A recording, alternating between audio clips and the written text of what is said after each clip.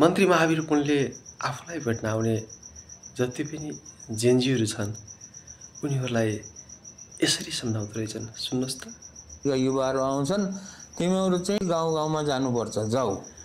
होइन, जेनजीहरू गाउँ गाउँमा गएर के गर्ने भन्दा मन्त्री पुन यस्तो भन्नुहुन्छ, जनतालाई चेतना सचेत बनाऊ। आहा, कति राम्रो निर्देशन। यो हो नि त तरिका।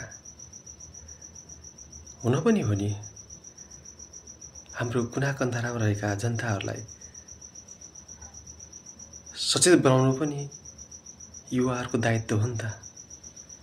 यस्तो कुरा सिकाउने हो नि त अग्रज व्यक्तित्वहरूले। अनि हो जनता सचेत भयो भने